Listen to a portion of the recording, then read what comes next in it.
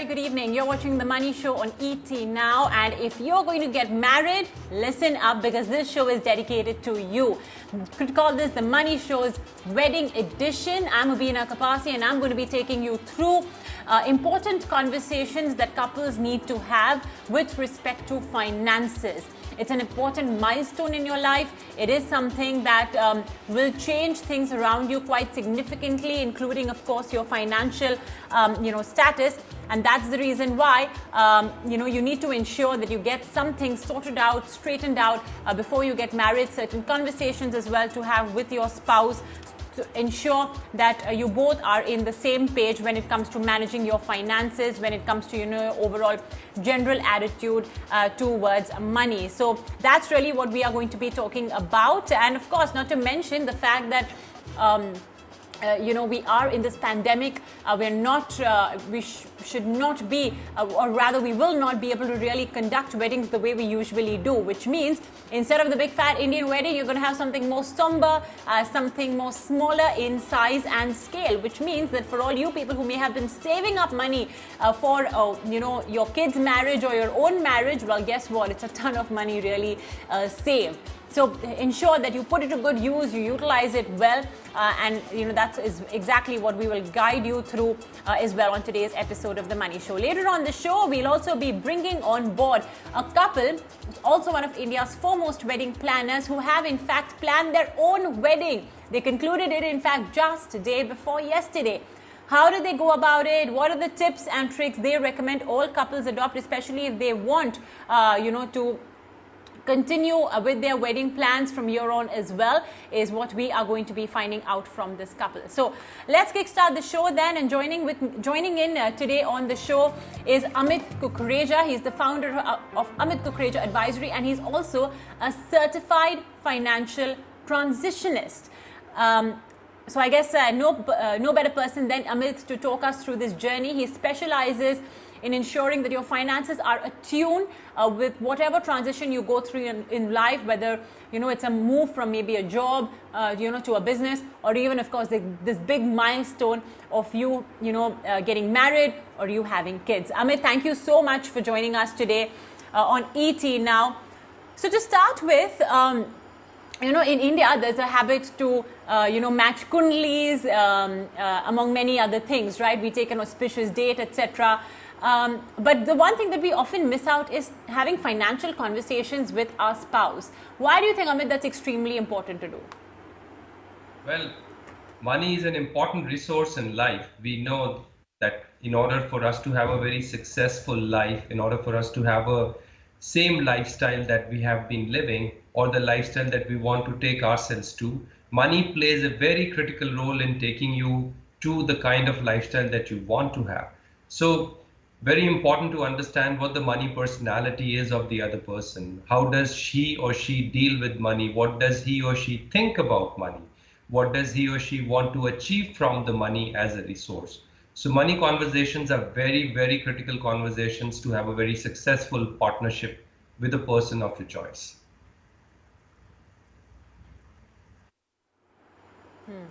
Okay.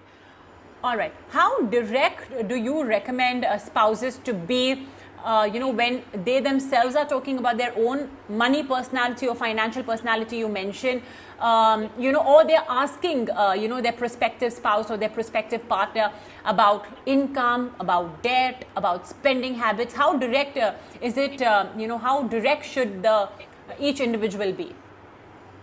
Well, it has to be an absolutely straightforward, transparent conversation every time that you're having with your spouse with respect to money. If the two of you are earning professionals, it is very important that the two of you know what each other is earning.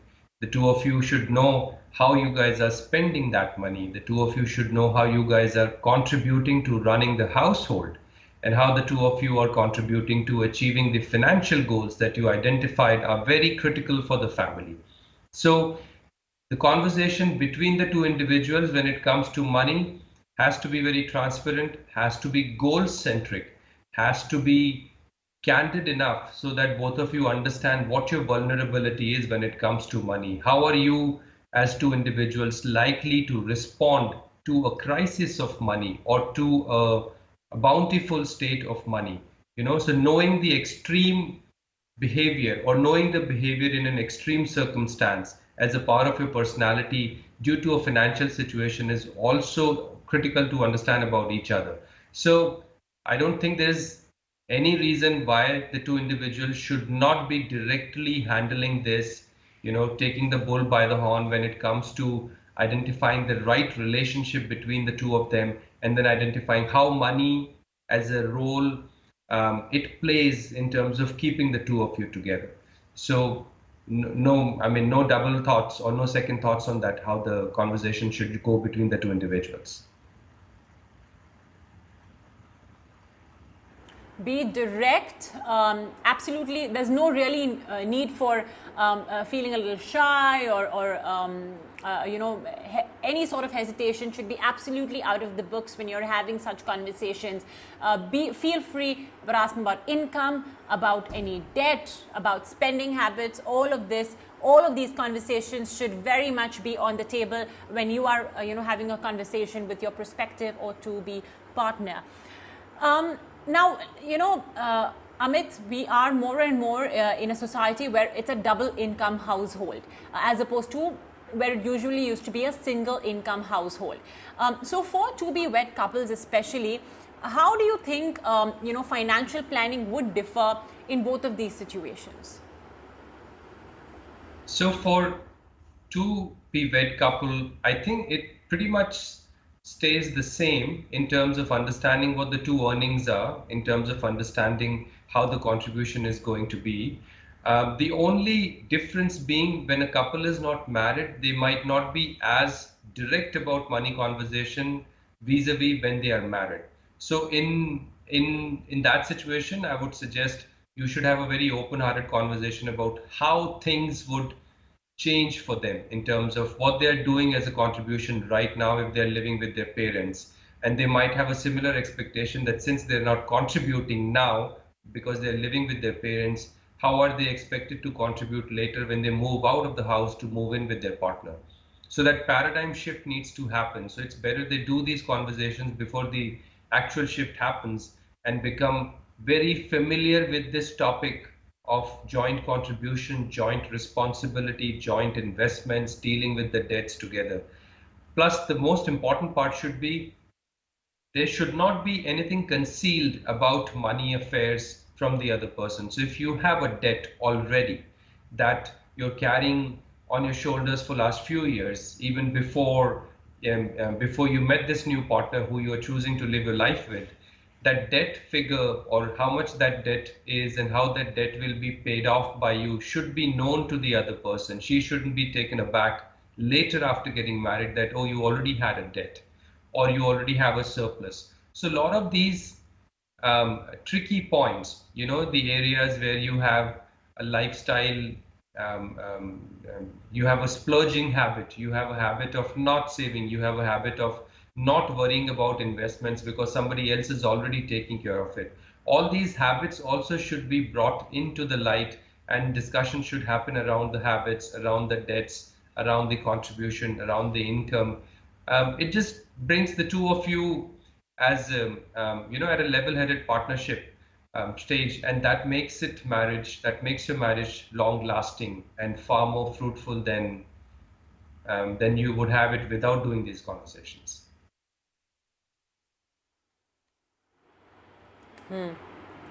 Yeah, and I guess it's just simpler as well. You both go into it together. God forbid if there's any sort of problem as well, you all can both think it out together, come out with a solution as well together. Amit, integration of finances. This is often a question that a lot of people do ask us. I myself, I know, had this question that to what extent, should a couple essentially integrate their bank accounts, their saving accounts, checking accounts, so on and so forth. Where does it stop? Essentially, you're already sharing a home, you're sharing a surname. So where does it stop on the finances front? I think that's a very gray area, and once the trust is established, I don't think you would ever feel the intrusiveness of the other person. Once you have done on a piece of paper discussion around how the two of us will contribute to running the house and what are the salaries that we are getting, I don't think there is any more need of tracking each other, because the two individuals who are earning salaries already have two separate salary accounts. Then if they are running a household, then I'm sure they will make a joint bank account where they will contribute every month for household expenses or quarterly or annual expenses, which are not regular in terms of frequency. So if you're already contributing, and if your house is running, and if you're earning your salary, and the other partner knows what your income levels are, what bonuses do you earn, and how are you channelizing your savings towards achieving financial goals, how the two of you are doing investments, it's just a matter of fine-tuning the relationship by sharing the facts. And I think what happens naturally is, once the trust is established, I think the two individuals move on, and it becomes a habit. It becomes a pattern of taking responsibility. It becomes a pattern of discussing investments once a year or once in 6 months to see how we are headed towards achieving our financial goals. It doesn't have to be too intrusive. I think it has to be more on the guidelines basis, that this is how we are going to contribute, and that's it. We don't have to stop each other from our personal discretionary expenses if we have identified a budget that this is what I'm going to be spending on myself, and I don't need to report or tell how this money is being spent. That's absolutely fine. I mean, um, it's it's given. There should not be an issue at all. So once you have the brass tacks in place, then the rest is taken care of.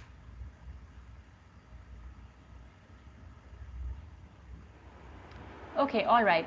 So, Amit, do you recommend that maybe at the beginning, when you're in the earlier part of your marriage, when you've just married, it would be okay to sort of leave everything status quo, keep your finances, your bank accounts, in case if both members are earning, keep them separate, and then slowly, as the relationship sort of advances, then maybe look at integration?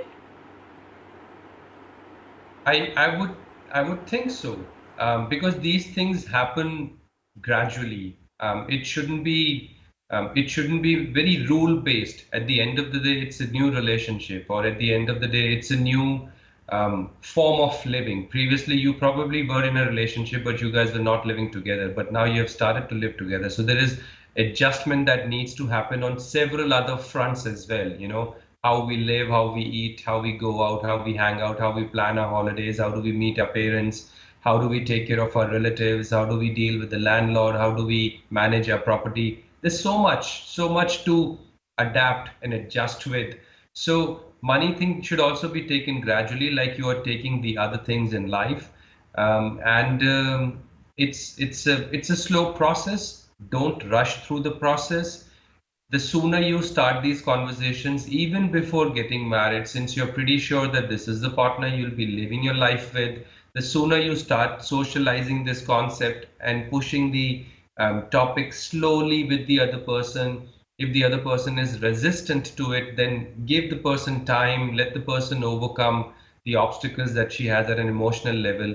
And finally, things will just work out the way you want it to work out. My only suggestion is, don't rush through the process. Don't make it very rule based. Be open to the fact that the other person may not adapt to it immediately. Be open to the fact that girls are not so open to contributing immediately, because some of it is a cultural factor that we have in the country. But once they know their responsibility, once they know that they are the level-headed partner in the household, I'm sure they give normally more than what they can.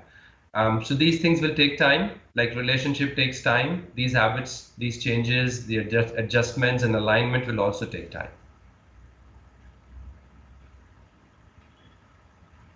Absolutely, you hit the nail on the head. In India, there are our cultures, our the whole institution of marriage is very different compared to what it is abroad, and that's all the more a reason why financial conversations do take precedence over anything else. All right, Amit. Now, the other side of the coin, what I want to ask you is that a lot of couples, I mean, we get so many questions right here on the Money Show, and I'm sure so many of your clients as well will be telling you this, that their financial goal is, to save for marriage, which will be 6-7 years later, or, for their son or their daughter's marriage, which will be 15 years later. So they've saved up all this money, and now guess what? You have the pandemic, which has thwarted everybody's big fat Indian wedding plans, right?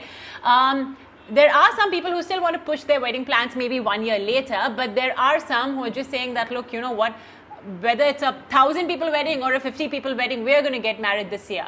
The good part is you're going to save all of that money from being spent. All that money that you've accumulated for your wedding has now been saved.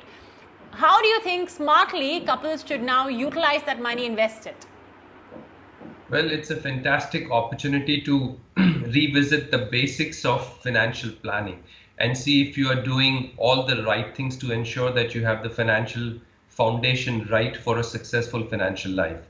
One, make sure that you have the contingency fund ready. Contingency fund means your monthly expenses for a period of 9 months to 12 months must be in place in a least risk or zero risk product, which could be a fixed deposit or a liquid fund or a low duration or ultra short debt fund with the AAA rating. So make sure your contingency fund is in place. First, make sure your money is going in that direction. If that is already in place, then review your insurance framework. If that insurance framework needs any corrective step, please go ahead, take it, bump up your insurance. We know how lifestyle diseases are spreading. We also know the impact of pandemic like this and how this can hurt us at an emotional and mental level. So we need to have a really good insurance plan. We need to make sure that we have a nice life cover left for the family. In case anything happens to us, then is family well covered? There is no financial distress arising because of a loss of life. So we need to ensure that we have a strong insurance framework. Third, we look at the financial portfolio. We look at the financial goals that we identified are the most important ones for us. So we make sure that money is being channelized in that direction, portfolios are topped up. Fourth, if we have been holding on to a financial goal, which is a lifestyle financial goal or a discretionary financial goal that we thought was not important, maybe this is the time to fulfill that goal. If the money is sitting idle in the bank account, let's fulfill that lifestyle goal that we have been delaying because of the reasons of lack of money. Lastly, make sure that you have money set aside for your own personal rejuvenation, adventure, purpose, passion, something that recharges you. Make sure you have some corpus as an individual set aside so that you can really take care of yourself in times of distress, in times of calamity, in times of pandemic, so that you can better take care of the life. You can take care of the situation with a more, in a more calm manner and move forward. So you already have these 4-5 things always going on in your head that you can use the money. And this is not going to be a permanent situation. Things will change. 2 years later, maybe you'll be traveling again to all the international spots that you had identified you would travel to this year that could materialize. So keep your money in the reserve and see if times change, then you can do that vacation. So there's a lot to do at a financial level. And if you're able to fulfill all your financial goals earlier than what you planned for, hey, look, congratulations, you're ready for early retirement. So what could be better than being ready for early retirement in life and then focus your life and channelize your life to doing something which is more purposeful and fruitful and makes you more happy. So there's a lot that you can achieve with money as a resource. Okay, very quickly then, let's take on board some of our viewer queries that we have received. And our very first question is from Shilpa and Anuj. They say that should a couple use a common credit card and bank account for common expenses? So I'm assuming she's talking about expenses like maybe rent or electricity, utilities, shared expenses basically. And also, what about investments like SIPs and mutual funds? How do we plan it? Amit, your view? Simple. Income tax department looks at you as two separate individuals. So do not have joint credit cards or joint debit cards. You can have a joint debit card for a homemaker wife, but if you have an earning professional as your partner, Have your two separate credit cards, have your two separate debit cards, have a debit card for a joint expense account that both of you can use. You need to make sure that you are tax compliant as two separate income tax assessees. So you have two separate PAN numbers and Aadhaar IDs. So your money flow should be according to your own PAN number and Aadhaar ID. And also understand that if one of you ends up having a wrong credit or CIBIL score, the other person may have a strong credit score to bail you out in case of difficult situation. So there is merit in tracking the two accounts separately and maintaining that towards your investments and towards your expenses. Also understand that you get standard deductions at two levels. When you're filing your ITR, you have deductions at a two separate level. Also understand that if you're contributing jointly, then you are also investing separately. So if you have joint expenses to take care of the house, you are left with two separate sets of savings in two separate accounts that you can invest in your own name. Just make sure that you have each other established as a nominee in all your investments or in your property that you are holding jointly or individually. Make sure that the other person knows about it, but maintain two complete separate financial trail for your expenses and investments and incomes.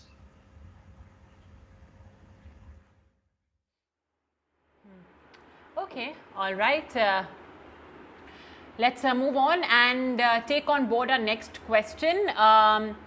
And it's coming in from Jayesh Manyar. He says, my wife and I plan to buy a property. We will be closing the deal very soon. We are both in the 30% tax bracket and have paid for the property jointly. We have a kid. Should we put the property in joint ownership? Additionally, he's saying his father will also be transferring a property in his name soon. I don't think Jayesh will be paying anything for that. It's probably a gift or something from his father. But yeah, how do you go about, in the house bit? And he's clearly mentioning that both the husband and wife have contributed to it, maybe 50-50. So how do you solve this whole property conundrum? And does that as well have any tax implications, Amit? Very simple. Since they are contributing jointly at 50-50, then they should have a joint ownership on the property. Because what that will also lead to is it'll help them save money from taxes. The two of them can avail standard deduction of 2 lakh each if they have the home loan on it. So they both earn the tax advantages. They both earn the ownership of the property, irrespective of the fact whether either of them is receiving a gift from their parents. That is besides the point. That goes as a separate asset which is gifted to the individual by the family member. But when it comes to earning money and putting that money and investing that money together, maintain a proportionate ownership in which you contribute to own that asset and have your name, have your title on it.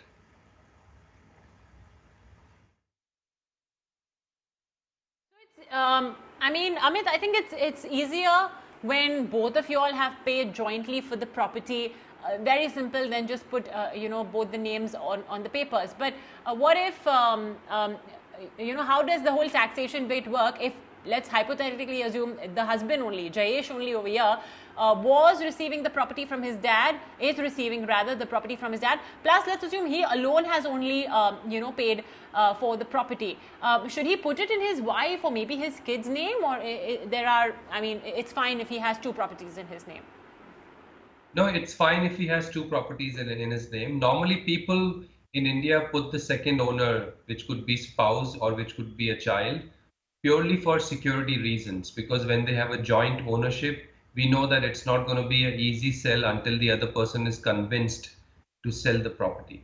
So it kinds of puts the family members together. It's a forced togetherness to own the property. It gives them a sense of security also, and it also makes the other person important enough to be considered the sale with, or have a discussion with why we are selling the property. So it's a sense of security that we build up if we are adding another person to the title who is not financially contributing to building that property.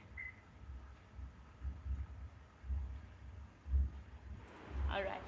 So one of the secret recipes for a successful marriage is also having the proper financial conversations, being as open as possible with each other with respect to their money attitude, their money personality, how much each one earns, what are their ambitions, their financial aspirations, the debt as well, the assets, so on, and what have you, because at the end of the day you're going to be building a life together. So each one needs to know about the other's incomes, debts, as well as aspirations. Amit Kukreja, thank you so much for joining us today on the show, then on this very special wedding edition. I really appreciate you joining us today.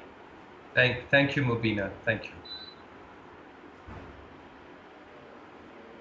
Okay, well, we'll do one thing. We'll take a very short break right here on the show. But when we return, I have a very special couple joining me. They specialize in the business of wedding. They're wedding planners themselves. And guess what? They too got married just 2 days ago amidst the pandemic. How did they do it? How much did they spend? What were the precautions they took? If you are getting married, you do not want to miss this conversation. So stay tuned.